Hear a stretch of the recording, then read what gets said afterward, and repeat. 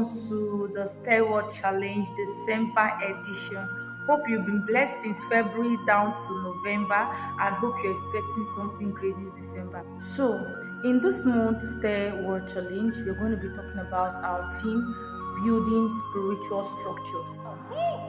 When we talk about structures, what first comes into our mind is setup, an organization of something, an arrangement, either for growth or for a purpose. Every structure you set and every structure you see physically, it actually has a purpose. Why it's built, why it's arranged, and why it's set. When you want to set spiritual structures for yourself as a believer, ensure that that structure is authorized by God.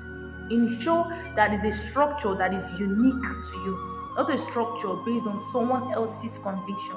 Now, in Matthew 16, verse 18, Jesus asked the disciples, "Who do men say that I am?"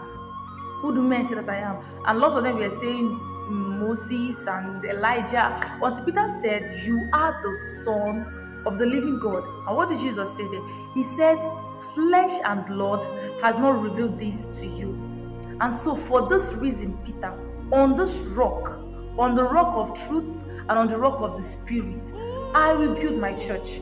On the rock of what? Truth, and on the rock of revelation by the Spirit, I will build my church. He didn't say, "I will make my church." He didn't say, my church will manifest. He said, "I will build it." So it means that building that church has to do with structure. So what God Jesus is most interested in is building a church with structures, discipline, morals of the kingdom to become what He wants the church to become. So the church is built, not what imparted. So you say, "I'm going to build," it means I'm going to set up structures that is going to build my church. And these structures must be based on the foundation of what? The truth, or the foundation of the Spirit of God by the revelation of the Spirit. First of all, we talk about the foundation of the structures. The foundation of the structures. The longevity and the health of every structure that we build physically, spiritually, depends on the foundation. So the foundation has to be true. The foundation has to be genuine.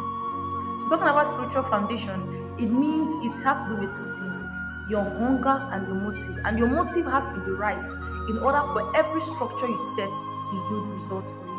The foundation must be based on the truth in God's word. The foundation must be based on the Spirit of God. The foundation must be based on the revelation of the Spirit of God.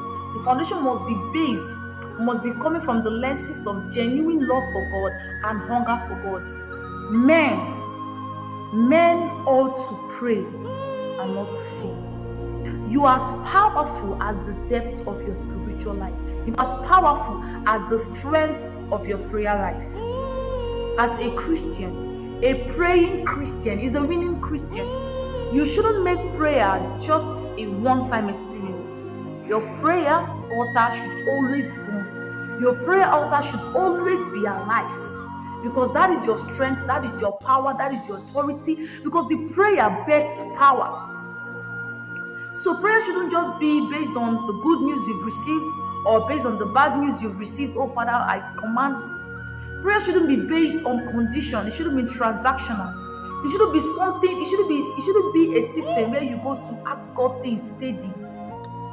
Prayer is communion. Prayer is communion. Prayer is friendship. Just being when you have a general prayer, a general fasting. Sometimes that is what the structure is all about. Sometimes you give yourself that structure. You set up that structure. You arrange it. Today I'm going on this fast. Tomorrow I'm going on this prayer. Today, this week, this month, this year, I want to go on a 3-month prayer, a 3-month fast. You give yourself those structures.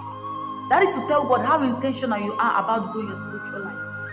That is what it means to be disciplined in the Spirit. That is the moral and the disciplines of the Spirit. That is sacrifice itself. You have to tell God, you have to show God how intentional you are about growing your spiritual life. So prayer should be a routine. It should be a lifestyle. It shouldn't just be a one-time experience. It shouldn't be conditional. It shouldn't be for a reason. It should be unconditional. In fact, it's your weapon. It's your way of assessing. That is what prayer does. So today, I want you to set up that structure.